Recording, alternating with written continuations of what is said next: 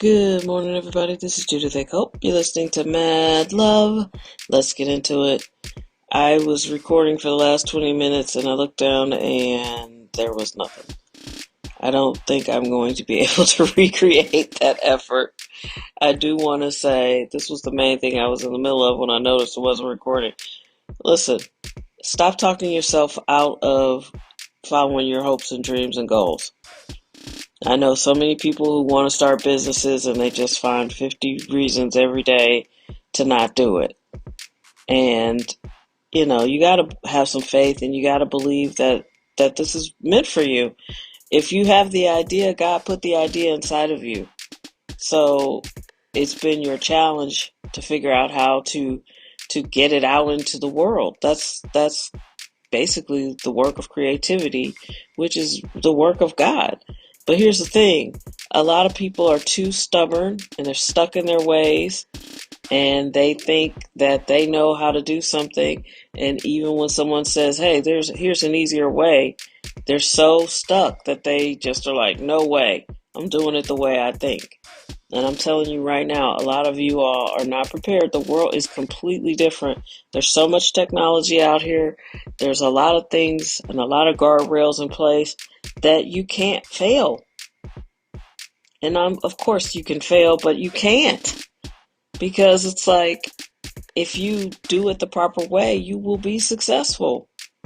Make a plan. And if your plan has to be, I will allow someone to help me, then make that your plan. That's fine too. And stop talking yourself out of all the things you want.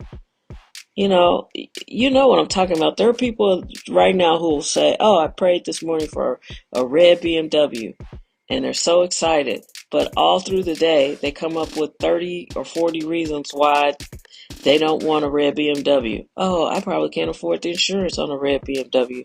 Oh, I bet a red BMW gets all kinds of tickets by the police. They probably get pulled over constantly. Oh, I bet a red BMW will get in a bad accident because people will be trying to race me. And so you just say that over and over all day, and you just negated the prayer that you made in the morning that you were so confident about. A lot of us go right behind our own backs and sabotage.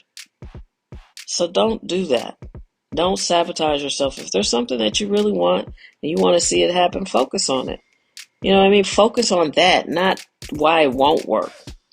There's a reason why you don't walk into a room and tell everybody your dreams, because everybody's going to have an opinion and everybody's going to give you reason to talk yourself out of it.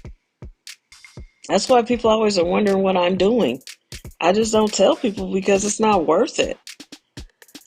It's obvious that a lot of people get afraid of things and they don't want to share, and they don't want to they want to share. They want to share why the business didn't work for their friend and why it probably won't work for you.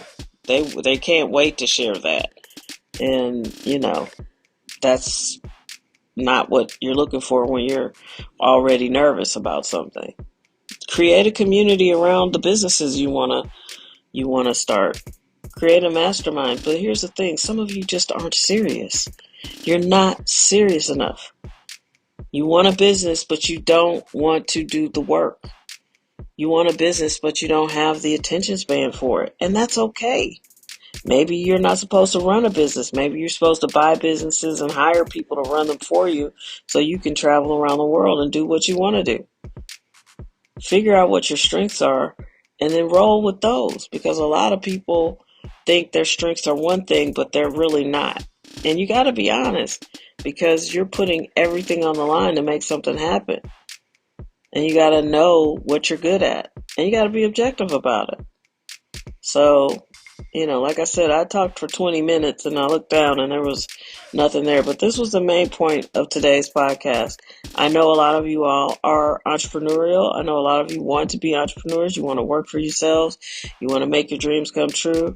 You're looking at the clock and you're thinking, man, I don't know how much more time I'll have for this. So it's a great time to start. Start now, but be honest about who you are. Be honest about what you're good at. Be honest about what you're not good at. don't think that you're getting ready to start some business that you're going to work, standing on your feet all day for the next 20 or 30 years if you're over 50. There's nothing wrong with getting going and then hiring people to do the things that you can't do anymore or don't want to do anymore. And be honest about it.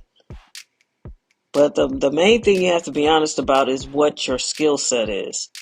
If you're not a person who can be disciplined and work when other people aren't working, if you're always constantly drawn off to do other things or you get easily distracted, despite wanting to be an entrepreneur, you might not have the personality for it. You might be an investor. Just figure it out and go for it, because you're not promised forever. And it's important. I know so many women who want to be independent, and I get it, because most of them are divorced. And I don't know. I don't know how many women are happily married. I'm sure I used to make lists of this, right? Because I used to have so many more married friends. But now a lot of those people who were on my happy list are divorced. So I don't know. I'm not a genie or a psychic. But if there's something that you want to do, hopefully you'll have a partner who will support you. I know a couple where, they started a business together, and that was really the beginning of the end, because he couldn't support her. He wanted to compete with her. And as long as she wasn't having all these great ideas, he wasn't threatened. I'm like, that's crazy. But, starting a business destroyed their marriage. Or, I don't know if that's fair to say. I think basically starting a business brought out parts of her husband's personality that she hadn't been aware of, which is, he wasn't really her partner. He was her competitor. And you'll see that. I've seen couples where the husband got jealous because the kids were so bonded with the mom. It's like, what world do you live in? Most kids love dad. I loved my dad a lot. But you come here through your mom. You're bonded to your mom in a way that you can't compete with that. It's strange. You'll see that there are some men, some who are insecure, who will compete with you in your business and your success. They're not at all interested in you being successful and them complimenting you. They are pretty much pissed off that you're successful in something that they're not. And they'll start competing. Very strange. So if you see that, that's a red flag. That is not a partner. So I'm saying all that to say, I know all types of women in all types of situations, and they all want their own businesses. And you have to decide what you're good at, what you're not good at, and if you have a surrounding cast that will support you in your endeavors. Some of you do, some of you don't. But put it all out on the table, get it all out there.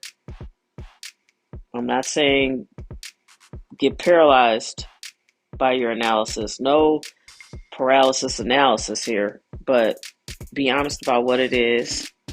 Get yourself a plan and then work your plan. People do it every day. You can do it too. Take care of yourselves. Happy Wednesday. Be well, be safe. And we'll meet back here probably tomorrow.